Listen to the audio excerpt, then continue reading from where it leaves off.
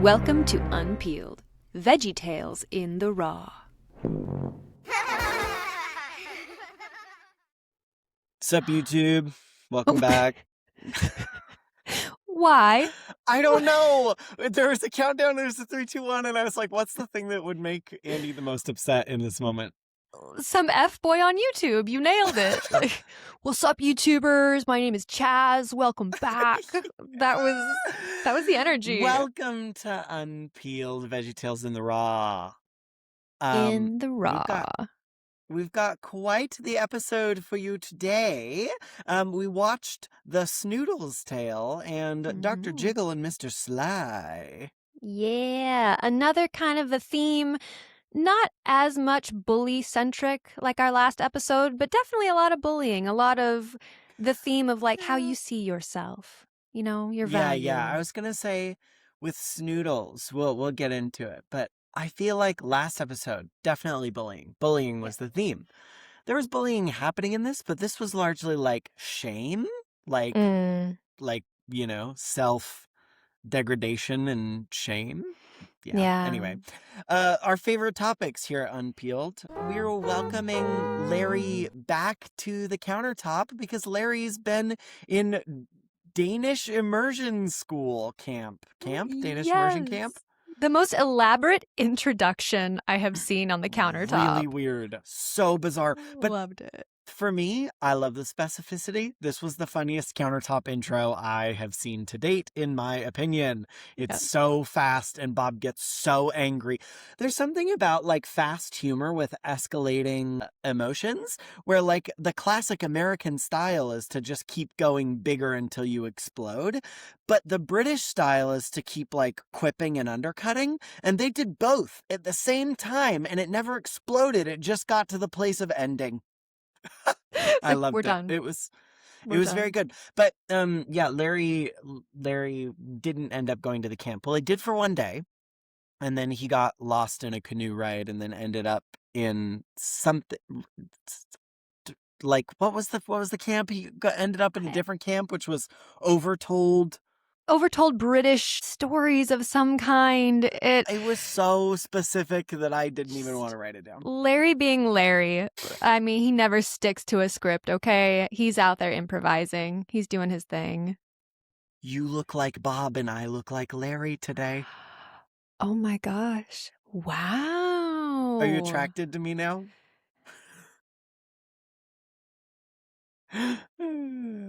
I mean, so anyway, and then they switch on over and they get all excited and we launch into the first story, which is Dr. Jiggle and Mr. Sly. But I have to say, on that countertop introduction, when Bob, I did feel bad for Larry because Bob created this whole surprise welcome home party and it was just Bob there and Larry was like, is it just you? Like, are you the only one at this party? And I was like, oh my gosh, Larry, I mean, you're not wrong, but like Bob's trying. He's doing his best. But it made me think back in 2019, I don't remember how old I was, but you might remember, I had a surprise party and you were there. You were there. It was, yeah, we went to like a restaurant. This was back when we lived in Seattle. Like we had just graduated like a year before. It was pre-COVID. It was you and Riley and That's me. Yeah, but a few other people. But you said you and Riley. I was thinking, you know what I was doing? I was thinking of Walisha while I was talking about you. Because you wish you were talking to Walisha right now instead. I understand. Secrets out. Probably one of the most name-dropped people on this episode. I know, third character that nobody knows who this is. Our fellow classmate and former roommate. No, don't tell them. Oh my God. They get to wonder. Mysterious woman who you will never know her origins. I remember I was trying to plan something that weekend for my birthday. So I texted you, I texted her because I was trying to get a karaoke thing going.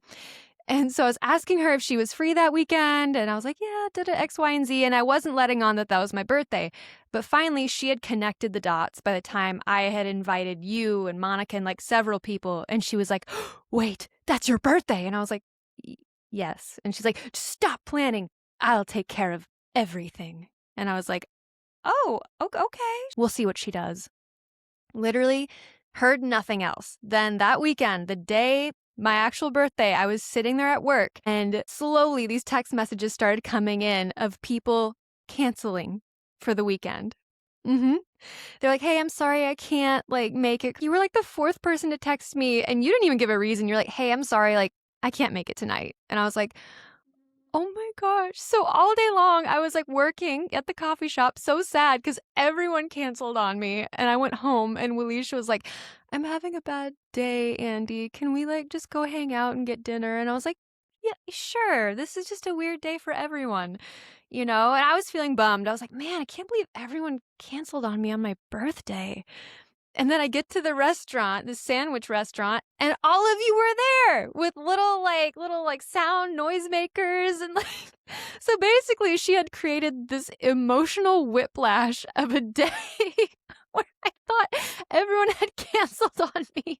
And then you were all there and she looked at me and she was like, haha, surprise. And I was like, The surprise is emotional torture. And was the surprise party actually good and worth it?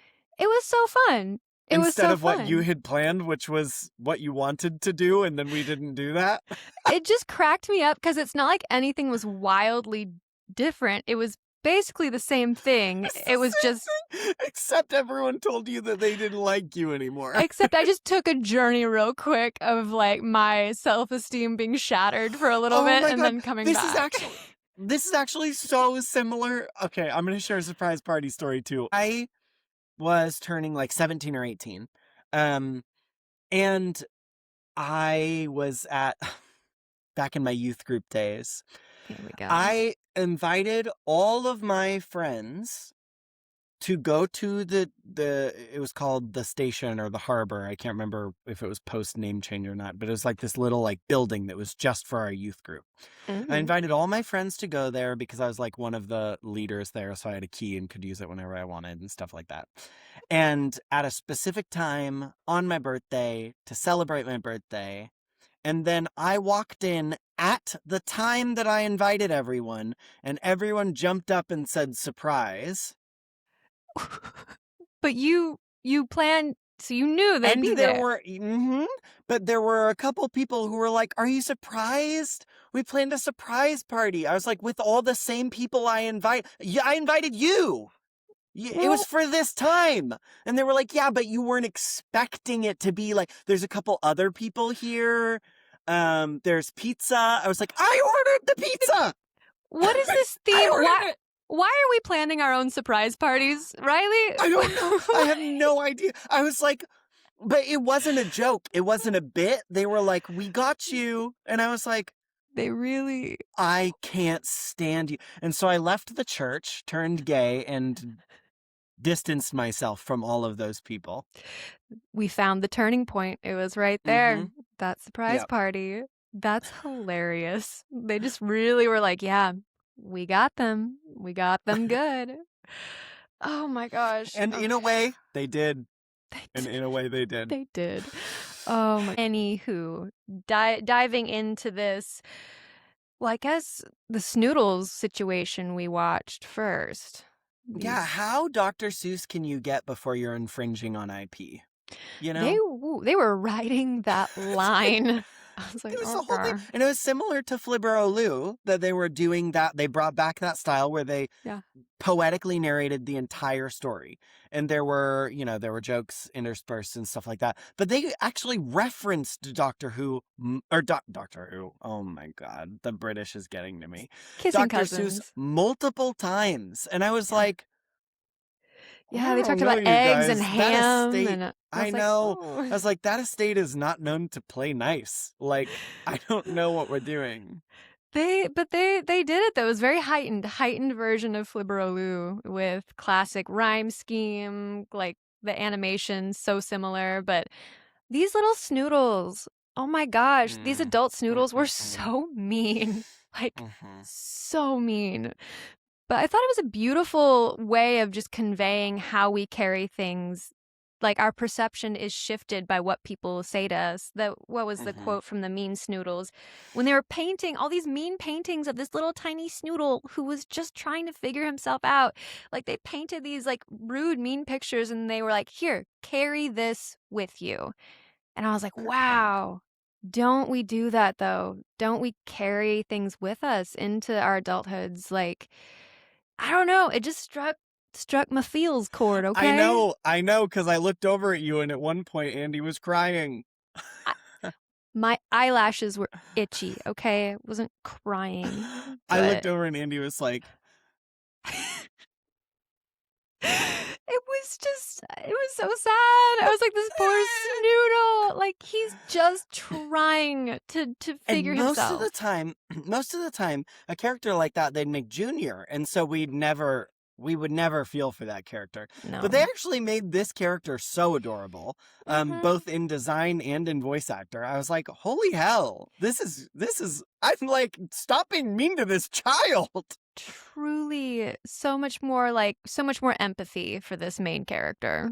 Just little baby. I said it was, even though it was similar to a bullying convo, really it was a whole shame piece, and I think that that's like a I know that there are multiple versions of stories where there's also this other, I can't remember what it's called, but it's kind of like Pinocchio, and there's a creator who makes these puppets, and when they do something bad, people put a dot on them, and then they get covered in dot. And if you do something good, they put a star on Yeah, them, and that so sounds people with more familiar. stars. Yeah. So like Yeah. this is a story that is like a similar through line that we've seen before, but I just feel like there aren't enough children's media, or early children's media, that were about like just be you, because a lot of those stories are what make like queer folks or disabled folks or otherwise marginalized folks growing up in a Christian household feel like they're worth something too. And I just was like, more of these.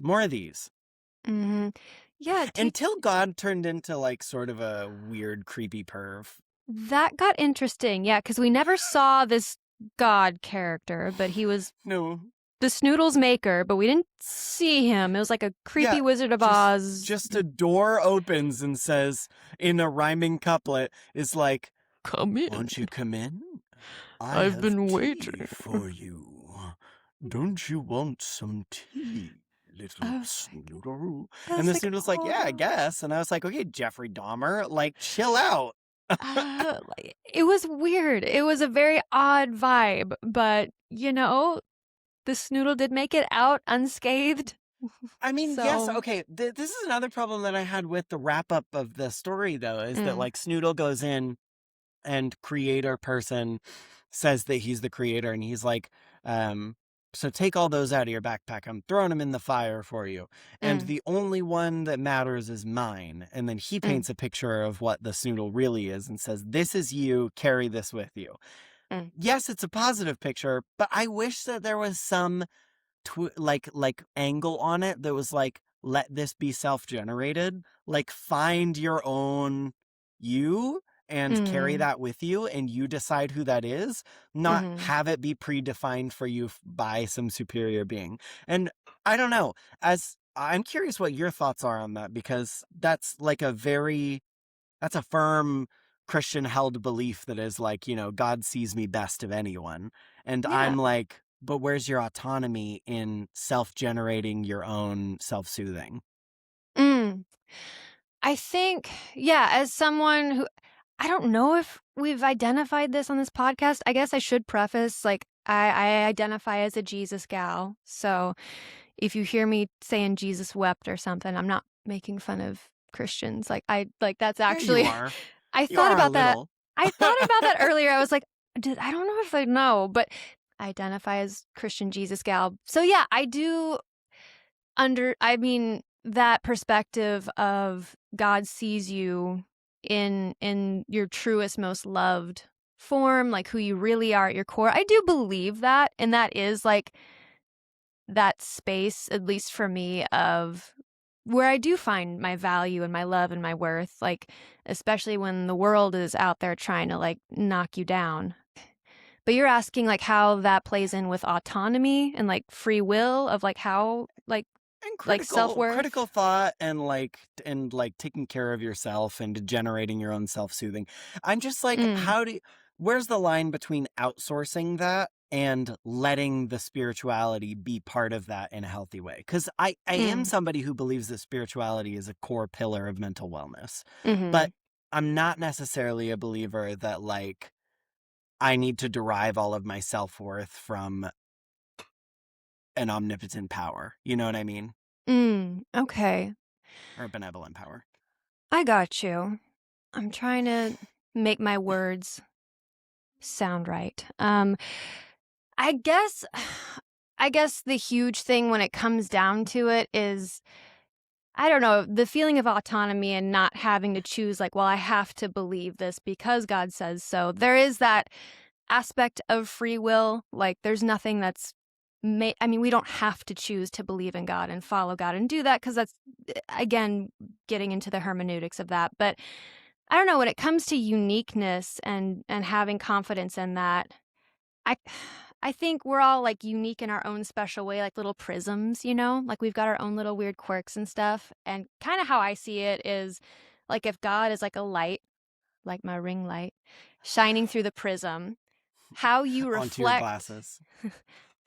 yeah. How you reflect that light is you. That's what makes you unique and special. So like your creativity, your talents, your works, like so in a way you're like, yeah, I mean this is mine. I don't reflect this like anybody else cuz we're all Yeah. made that way. But at the end of the day, yeah, I do think that that light, that beauty and glory that does come from like God. So I don't know, it doesn't feel like I lose autonomy from that. If anything, it feels more constant because I don't know, my own opinion of myself can change day to day depending on what foolishness I have gotten myself into. Like, Yeah, but I wonder if I hear exactly what you're saying, and I'm like, yeah. I agree that like in this context, the the belief in something else um, is a generation of self autonomy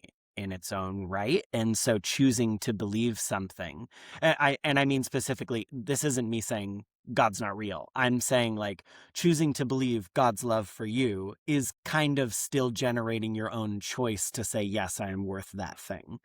yeah, So that is really interesting. But then part of me also wonders, sorry, we're getting so, we are, we but part of are. me also wonders, like, if you if you were relying on your own opinion of you, do you think that in the long run it would strengthen it? Because you're like, my opinion of myself comes and goes day to day. But if you have to rely on like wellness practice skills to keep that afloat, um, is there Hmm. not some merit in like that being a source of strengthening your own opinion of yourself?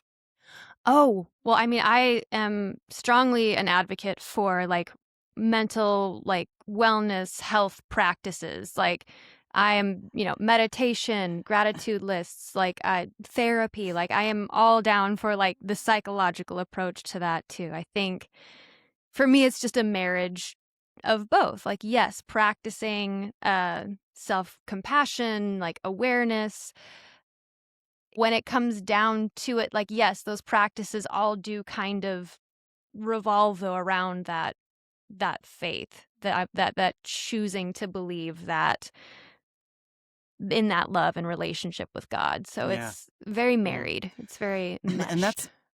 that's the difference between having your own spiritual practice healthy and just subscribing to organized religion because someone has told you to unhealthy. And so, you know, hey, Mm. I think that by and large, you and I think the same things, which are that your own individual personal wellness has multiple pillars. Not, it doesn't come from one thing. Oh yeah. No, So that's anyway, silly songs with Larry. babe. I'm sorry. Because this silly song, I feel like you have been ready for this song to come along. I have been ready for this song for so long. For some reason, it's one that's so ingrained. I sing it when we lived together. I used to sing it all the time. It was probably the first thing I brought up when I was like, Andy, you watched VeggieTales? And you're like, oh yeah, I did. And then I was probably like, you and me and my sports utility vehicle will slam into 4-wheel drive and pick up a dozen eggs. It's literally, yes, I vividly remember you singing that. I was like, we have finally made it. This is Riley's episode right here. It's so funny because the whole section before is talking about how, like, the entire section before is talking about how, like, you need to, like, find your own worth from within, and, like, God's love gives you worth. And then this takes a full departure, and the whole message, there's no message. The whole message is, look how cool my Jeep is. I love it. It's so stupid. Oh my gosh. I think it's just a commercial for Subarus is what this silly song is. So, and I don't know who this bitch is, this like beanstalk, whatever she is, but bring her back. Musical theater queen. I love her. She's so good. The only other time I've seen her, she was in Esther. She was in the Esther movie. I was gonna say she's in Esther, isn't she? Yeah. She's a character actor. She's what we call a character actor. They can't afford her for a bunch of episodes. They get her when they need her, you know? She's got other projects lined up. So, just saying. But yeah, it made me miss driving. It made me think of my car yet again. I'm like, oh, Derek, my baby. I love the public transportation of New York. Don't get me wrong. But do you ever miss driving? Because I miss those like late night drives to get candy at Walmart or just, you know, little trips. When you live in London, baby girl, everything is within walking distance. And if you want a late night whatever to get candy, it's right down the street. Which and same for here. Like, love the walking distance, but it's not the same if you're not driving to go get it. I don't know why it's more fun. Like, truly, just like 10 o'clock at night, like open road, no one else is there, just like cranking your music, going to. I don't know why. Andy loves environmental collapse. It's not candy if it isn't spending petroleum. If you don't run over at least 2 jackrabbits on your way to get some candy, then are you having a good time? If you don't burn a hole in the ozone, then it ain't a party. Apparently. I don't know. Yeah, no, I do miss driving specifically because I love nature and I'm in the heart of London. And you gotta get in some real nature, you know? And so I miss driving because when I was in Seattle, I could just drive to, I don't know, go camping in Mount Rainier or like drive down to Portland or like whatever. And the trains are great here. They really are. But it's so much more difficult and more expensive. There's like more planning involved and more expensive to take a train to the Midlands to go do something. You know what I mean? I miss the wilderness of it all. I get that. Yeah, that West Coast, baby. That greenery hits different. I'll give you that. Ain't nothing like it. And neither of us are even from the Seattle area originally. No. So you know we mean it because we don't even have like home bias. We just went there and was like, we've seen the rest. Well, we have not seen the rest of the world. We've seen many other parts of the world. And let me tell you, there ain't no nature like the Pacific Northwest. That's true. No, I grew up in the desert. So going from dust and dirt into like the Emerald City of Seattle, I was like, whoa, this is nature. Lord. Well, excuse me while I shift gears and slam into 4-wheel drive to pick up a recap of Dr. Jiggle and Mr. Sly. Yes. Based off of Dr. Jekyll and Mr. Hyde, if you couldn't tell. You couldn't pick up on that. Man, and I love that we got ourselves a whole bunch of Scooter, the Scottish carrot, in this No, episode. I was like, oh, Scooter. He's not only the narrator, he's also the main character. He's like Scooter. a he's like a weird Sherlock, but no Sherlock involved, but Scottish. And he was like an investigator figuring out. Oh man. He was so unhinged in this episode, and his name was Mr. Butterbun. Mr. Butterbun. He renamed himself. And let me tell you, Mr. Butterbun developed hands and feet. He was tripping. So terrifying. There were 3 moments in the story. The first one, he goes to knock on Dr. Jiggle's door, and there's a close-up of an actual hand that goes, and then it zooms out and he goes, ah, the hand! Like a weirdly animated, almost babyish looking arm hand knocking. I was really like, what is fucking happening? freaky.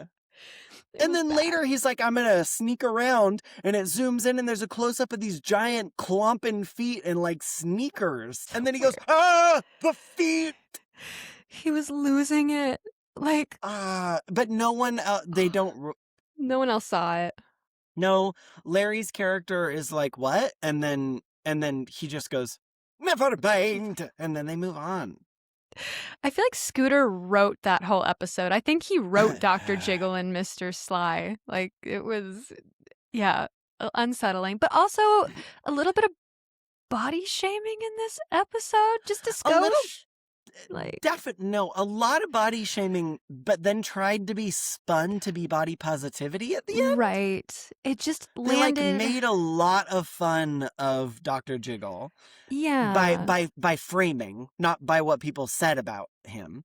Yeah. But then he talked really badly about himself, so we're going through that same through line of like self-loathing. Yeah. Yeah. And then at the end, the amount of times that in song and monologue that people say again and again and again, and we don't care that you're fat. It was giving like Nutty Professor vibes. Like that is how it felt. Right. Like, yes, body positivity. Also, fat isn't a bad thing. But at the same time, the way that Scooter Dr. Butterbear. Butterbun, yeah. Whatever. And God. Larry's character kept bringing it up. They were like, and you know what? We even, get this, we even like your jiggle. Yeah. I was like, you guys. Very kind of backhanded when someone's like, yeah, like, you look good even with the weight you've gained. Like, yeah, like just that kind of thing where it's like. They were like, and you're even still a good dancer even though you're fat now. Because his whole persona, Mr. Sly, was that he squeezed himself into a silly, like, retro rainbow wig costume and dances. And he's been taking dance classes, and he's afraid that people will make fun of him if he dances. Yeah. Yeah. And then also, I will say, the change to the animation when he's no longer Mr. Sly and he's fully just Dr. Jiggle and, like, dancing on the street, to be a worse dancer. Yeah. Yeah. All he does is sort of go like this and then spin occasionally when he transforms. Probably just because they couldn't animate it, but that's like not proving a good point. I know. I was like, oh, dang it. He's not really moving with the same energy as before. I was like, dang. But, he just needed to take some time. But he sang a lot. Jerry the Gourd, he was really getting into his ballads. It was really good. Frankly, I thought it was really good. And I think that horror in VeggieTales context is like a perfect genre for them. I don't remember if they explore it more, but if we can find one, we have to watch another one because I was like, this is prime. The framing almost scares your kids, like before anything happens, like the ambiance and the zoom in and the music and the door that creaks open, and then an Elvis impersonator walks out and starts grooving. Yes. It's so good. The only one I can think of that's similar, we will have to watch Sherlock Holmes. It's kind of like murder mystery vibes. Sherlock? Yeah, Sherlock Holmes, but Sherlock Holmes, because I don't remember that. I don't think I've seen that one. Next episode. Okay, get ready. We're doing it. You'll love it. You'll love it. But yeah, this was another episode trying to tie in with the shame and self-image and stuff, and it landed kind of funky, but it was a fun one. It made me think about what shaped my image as a child, though, growing up. Mr. Sly? No, no, no. I had my image shaped at a young age. Are As we a going to get your young, bullying story? yes, we are. Yes, we are. Oh boy, oh boy. Yeah, we missed yours last episode. Man, it's hard when your bully is family. And I'm gonna call you out. It was my cousin. He was the cute one as a child, Billy Baker. But we reenacted The Wizard of Oz all the time, and he would never let me play any of the characters. He was like, Any of them? any of them. He What did played. you do? Here's what I had to do. Since he was all of the main characters, I developed my own characters. So I played in the Wizard of Oz reenactments we did, I played the witch's hat. This is why you're into parodies now. Because you weren't allowed to do the real thing. And so you said, fine. I was like, you know what? It's okay. We don't need to do this. I'll be the hat. And it was an amazing character, I'll tell you. But yeah, so just years of that, years of never gracing the stage as a main character. I think that shaped a lot of who I am. And look where you are, and look where Billy is. We should actually forget everything we've learned today. We should start bullying Billy right here, right now. I low-key, I do want to give a shout out to Billy because this was hilarious. He is actually bringing a professional staged production of The Wizard of Oz to West Texas. And it's actually a beautiful thing. He's bringing the arts to a place where there wasn't much before. So like, I hate you, Billy, but I love you and I'm proud of you. So oh dang. I was like, look where he is and look where you are, but actually I know. ugh. Don't you hate it when they turn out to be a good, talented person? Oh, funny. And thus an entire life is ahead of you of playing Steamboat William instead of Steamboat Willie. Oh, truly. I'm gonna message Billy too and be like, shall I submit my audition for the witch's hat in this production? I'm just saying. My time has come. Can I not be the lion, but can I be the courage that the cowardly lion does not have? Yes. Can I be Dorothy's left slipper? Like, I'm ready. I'm ready for it. Oh, he's gonna be so mad. But yeah, that was my bout with identity struggles as a kid. So, but life was so hard for you. So rough. It was so I'm rough. really sorry. I'm so sorry. I know. And was this when you were visiting your summer home that you guys would go there and this would happen? Or was this the winter home? Or was this a vacation timeshare? This was where we went for spring break. This was like our fourth. I mean, there were only 2 stories in that home, okay? Right. Oh, so 2 stories. Just 2. But it was a beach house though, right? Well, obviously. Yeah, okay. Obviously. I love this imagination world where I had multiple houses growing up. I grew up in a trailer. Oh my gosh. But yeah, then they wrapped it up and Bob and Larry were just doing their thing. They didn't really have a super strong ending. They did make one more Dr. Seuss reference where they talked about green eggs and ham. Yep. And then Cordy was going to have a seizure this time when, for some reason, when they were like, do you have a verse today? She always jiggles and shakes and whatever. But this time she was like, I thought she was going to explode. She was like, and I was like, oh, ma'am. Okay. I think Bob did something. I think Bob whacked her, because he wasn't mad. He wasn't mad during her song. I know, even though she interrupted him twice, and he just went. So I'm like, Bob might have taken a hammer to her during the episode, and we didn't see. So something. She wasn't quite the same. Well, yeah. I will say, it's been a long time since I've seen either of these episodes. I liked them a lot, and it was great to be back with Bill's writing. Yes. Bill. Oh my God. Phil. Why do you keep calling? I've just accepted it now, but Bob, why? because Bob. I love Dill's just approach to things. Oh my God. Life is hard for me. It's so hot. My thermometer says it's 32 degrees in here. That's in Celsius. Okay. Okay. But I love how you remember his name when we're talking about the failures and shortcomings. Like, whenever it's about, like, He's gotta production be things falling crying apart. at this point.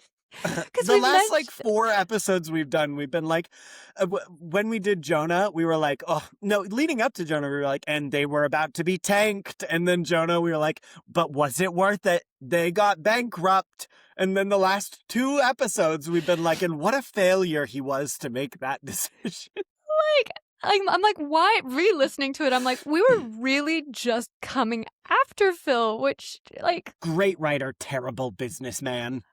like, truly, my bad, Phil. Like, that was not the goal. Like, we're a fan. We love the writing. Oh my God. Truly. Yeah. We just don't remember your Will you name. sponsor us? On that note, After all like, come on, Phil. Come on. Actually, on that note, unless there's anything you have left to say. Well, I mean, I always got something to say, but